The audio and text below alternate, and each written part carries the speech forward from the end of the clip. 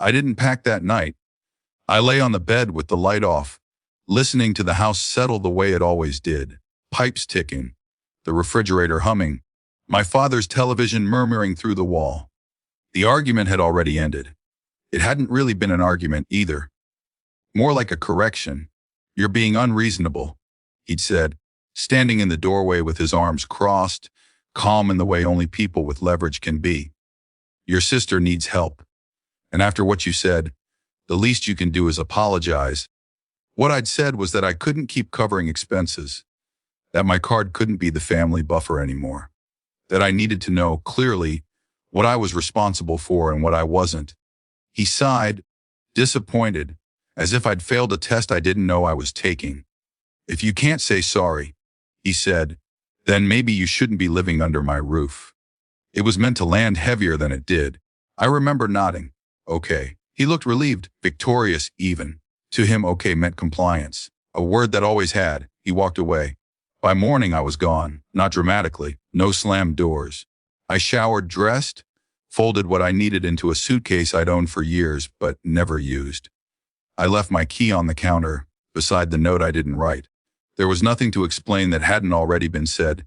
Before I left, I opened my banking app, just once. The account was still there, still active, still linked to everything they'd slowly attached to it: utilities, school fees, subscriptions, grocery delivery, the little auto payments that grow roots when no one is watching. I removed myself. I didn't close the account. I didn't transfer money out dramatically. I just revoked access, changed passwords, disconnected cards. Quiet work. 10 minutes, maybe less. Then I stepped outside into the early gray morning and felt something unfamiliar press against my ribs. Space. The first week felt unreal. I stayed on a friend's couch, then a short-term rental I paid for myself. Every expense hit differently when it was mine alone. It was sobering, clarifying.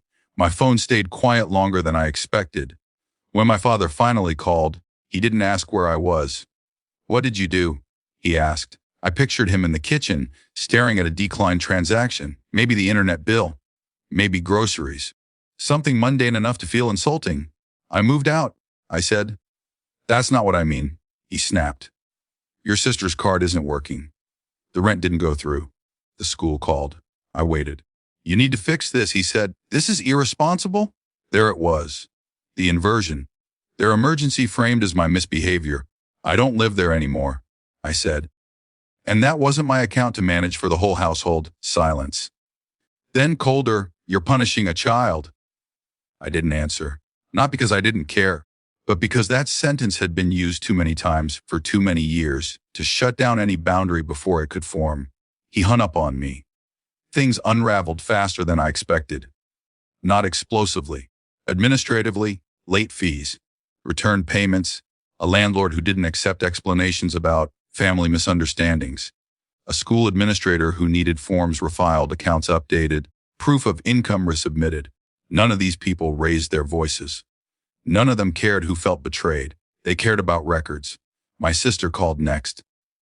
Her voice was tight, controlled, the way it got when she was used to being backed up automatically. "You blindsided us," she said. "You know I rely on that account." I pictured her saying that sentence without irony. "I relied on it being temporary," I said. She scoffed. "You're being selfish." Maybe I was. But for the first time, it felt like a choice instead of an accusation. The authority moment came a month later.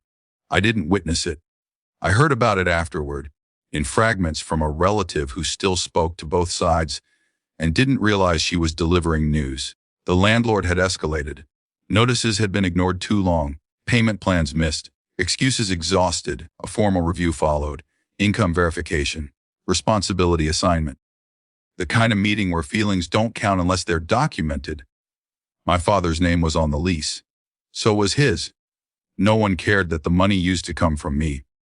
No one asked why I'd stopped. They only asked whether he could pay. He couldn't. The house didn't implode. It didn't need to. Systems don't do drama. They just move on. They downsized. Fast. A smaller place, farther out. Fewer assumptions baked into the walls. I didn't feel triumph when I heard. I felt tired. There was grief in it too. For the version of family I'd kept funding, hoping stability would eventually turn into gratitude, or at least fairness. It never had. My father didn't call again. My sister sent one message weeks later, "I hope you're happy." I read it once and didn't respond. Happiness wasn't the point. Neither was punishment. What tore their world apart wasn't my departure. It was the removal of something they'd stopped seeing as mine.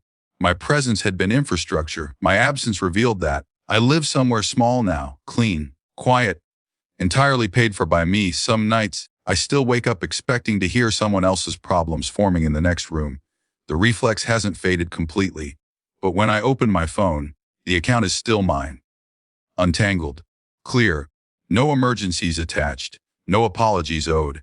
Just the steady, ordinary weight of independence. Heavy, sometimes lonely, but finally honest. And that, I've learned, is enough.